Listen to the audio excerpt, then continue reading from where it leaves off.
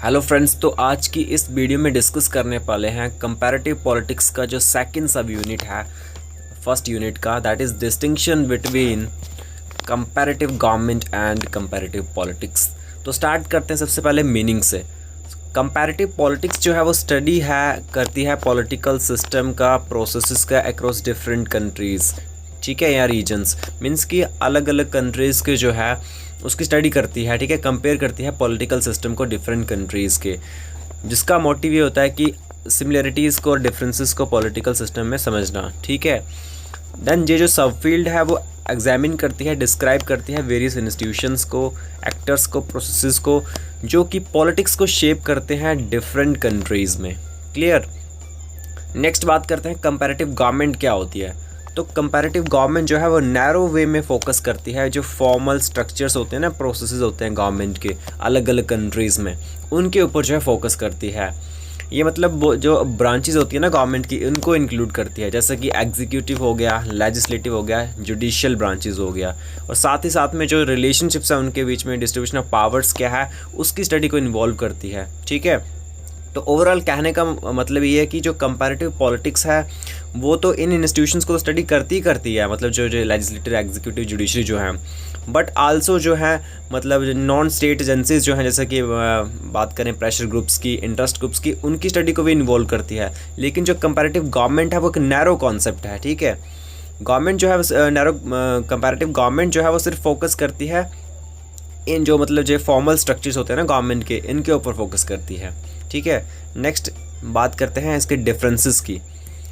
तो सबसे पहला डिफरेंस यहाँ पे आप देख सकते हो, दैट इज़ स्कोप। तो कंपैरेटिव गवर्नमेंट जो है वो कंसर्न करती है सिर्फ फॉर्मल पॉलिटिकल इंस्टीट्यूशंस की स्टडी करना, जैसे कि लेजिस्लेटर हो गया, एग्जीक्यूटिव हो गया, या जुडिशरी हो गया, ठीक है, जो मैंने आपको पहले बताया। और इन इंस्टीट्यूशंस को जो है कंपेयर करना, ये काम है कंपैरेटिव गवर्नमेंट का।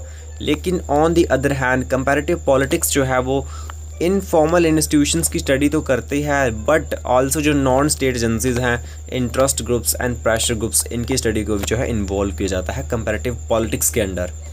तो ये था स्कोप। नेक्स्ट टाइम पीरियड की बात करें तो जो कंपैरेटिव गवर्नमेंट जो है वो स्टार्ट हुई थी एरिस्टोटल के टाइम से, ठीक है। लेकिन जो कंपैरेटिव पॉलिटिक्स जो है वो स्टार्ट हुई थी जब एंड हुआ था सेकेंड वर्ल्ड वॉर का। क्लियर। देन थर्ड पॉइंट की बात करें, that is normative and analytical, ठीक है। तो नॉर्मेटिव एनालिटिकल में अगर देखेंगे तो कंपैरेटिव गवर्नमेंट जो है वो नॉर्मेटिव है एंड प्रिस्क्रिप्टिव है। मीन्स कि जो आइडियाज़ के ऊपर ज़्यादा फोकस करती है, मतलब फैक्चुअल एनालिसिस पर कम फोकस करते हैं पॉलिटिकल फेनोमेना का। लेकिन जो कंपैरेटिव पॉलिटिक्स है वो नॉर्मेटिव है और एनालिटिकल भी है, ठीक है। यहाँ पे सिर्फ मैंने एनालिटिकल लिखा है, लेकिन नॉर्मेटिव एनालिटिकल दोनों है, ठीक है, कंपैरेटिव पॉलिटिक्स। और सपोर्ट करती है, जो यूज़ है साइंटिफिक मेथड्स का यूज़ करती है कंपैरेटिव पॉलिटिक्स। ओके। नेक्स्ट बात करते हैं फोर्थ पॉइंट की, दैट इज़ अप्रोच। तो कंपैरेटिव गवर्नमेंट जो है वो यूज़ करती है historical, legal, institutional and philosophical approaches को स्टडी करने के लिए पॉलिटिकल इंस्टीट्यूशंस की, ठीक है।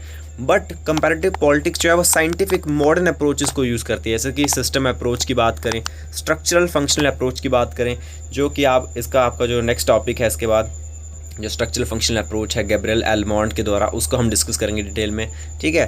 देन जो डेवलपमेंट अप्रोच है, ये मतलब इनकी जो इन अप्रोचेस को जो है इन्वॉल्व करती है कंपैरेटिव पॉलिटिक्स स्टडी करने के लिए पॉलिटिकल सिस्टम की एंड इंस्टीट्यूशंस की। क्लियर। नेक्स्ट बात करते हैं फोकस ऑफ स्टडी का। तो फोकस ऑफ स्टडी में देखोगे तो कंपैरेटिव गवर्नमेंट जो है वो सिर्फ कन्फाइंड है स्टडी करने के लिए पॉलिटिकल इंस्टीट्यूशंस की, वेस्टर्न डेमोक्रेटिक कंट्रीज़ की। लेकिन ऑन दी अदर हैंड जो कंपैरेटिव पॉलिटिक्स है वो कंसंट्रेट करती है जो मतलब अलग अलग कंट्रीज़ जो हैं, पॉलिटिकल इंस्टीट्यूशन जो है अलग अलग कंट्रीज़ के वर्ल्ड के, ठीक है, जो कि स्टेट्स को भी आल्सो इंक्लूड करती है, जो अमर्ज हुई थी 20वीं सेंचुरी में। क्लियर। नेक्स्ट है sixth point, that is interdisciplinary versus non interdisciplinary. तो इसमें जो है कंपैरेटिव गवर्नमेंट जो है वो नॉन डिसिप्लिनरी है। कैसे? क्योंकि ये कंसर्न करती है कि सिर्फ खुद के साथ पॉलिटिकल एस्पेक्ट जो है पॉलिटिकल इंस्टीट्यूशंस के, उनको जो है स्टडी करती है, वाइल जो कंपैरेटिव पॉलिटिक्स जो है वो मतलब जो वो इकोनॉमिकली, कल्चरली या सोशल एस्पेक्ट से जो है, मतलब हर एक एस्पेक्ट से जो है पॉलिटिकल सिस्टम को उसमें कंपेयर किया जाता है पॉलिटिकल कंपैरेटिव पॉलिटिक्स के अंडर। लेकिन जो कंपैरेटिव गवर्नमेंट है वो सिर्फ इंस्टीट्यूशंस की बात करती है, जो फॉर्मल इंस्टीट्यूशंस होते हैं, ठीक है। अदर वर्ड्स में बात करूं तो जो कंपैरेटिव पॉलिटिक्स है वो डिस्क्राइब करती है पॉलिटिकल इंस्टीट्यूशंस को इंटर डिसिप्लिनरी अप्रोच के through. Clear. Next 7th point is you can see here monographic versus multidimensional. So comparative government जो है वो मोनोग्राफिक है। क्यों मोनोग्राफिक है? क्योंकि जो फोकस करती है comparative study of political institutions of different countries की, ठीक है। लेकिन जो कंपैरेटिव पॉलिटिक्स है वो हॉरिजॉन्टल एंड वर्टिकल, मतलब कहने का मतलब यही है कि जो कंपैरेटिव पॉलिटिक्स है वो मोनोग्राफिक इसलिए है क्योंकि ये सिर्फ मतलब पॉलिटिकल सिस्टम जो है फॉर्मल स्ट्रक्चर्स हैं उन्हीं के ऊपर फोकस करती है, मतलब नैरो वे में फोकस करती है, ठीक है, पॉलिटिकल सिस्टम को कंपेयर करने पे। लेकिन जो कंपैरेटिव पॉलिटिक्स है वो हर एक एस्पेक्ट से जो है पॉलिटिकल सिस्टम को वहाँ पे कंपेयर किया जाता है, चाहे आप बात करो हॉरिजॉन्टल वे में चाहे वर्टिकल वे में, ठीक है, क्योंकि स्टडीज़ को कंडक्ट करती है मल्टी डायमेंशनल लेवल पे, ठीक है। ये सिर्फ पॉलिटिकल सिस्टम जो है इंस्टीट्यूशंस हैं अलग अलग स्टेट्स के उनको ही स्टडी नहीं करती है, बट आल्सो जो पॉलिटिकल सिस्टम एक कंट्री के विद इन एस्टैब्लिश हुआ है ना उसको भी स्टडी करती है कंपैरेटिव पॉलिटिक्स, ठीक है। नेक्स्ट है 8 पॉइंट, दैट इज़ गोल। तो गोल क्या है? तो गोल जो है कंपैरेटिव गवर्नमेंट का सबसे पहले वो ये है कि फाइंड आउट करना जो आइडियल पॉलिटिकल इंस्टीट्यूशंस को, ठीक है, जो आइडियाज़ के बेसिस पे, मतलब फैक्चुअल एनालिसिस यहाँ पे नहीं है, ठीक है, कंपेयर करके पॉलिटिकल सिस्टम को डिफरेंट कंट्रीज़ के, ठीक है। क्या कि कंपैरेटिव गवर्नमेंट का ये एम है, ये गोल है कि आइडियल पॉलिटिकल इंस्टीट्यूशंस को जो है फाइंड आउट करना after comparing the political system of all the countries, ठीक है। वेयर एज जो कंपैरेटिव पॉलिटिक्स है वो उसका एम ये है, उसका गोल ये है कि डेवलप करना थ्योरीज़ को, कॉन्सेप्ट्स को साइंटिफिक वे में, अप्रोचेस को, ताकि जिसका हम यूज़ कर सकें थ्योरी बिल्डिंग के लिए। क्लियर।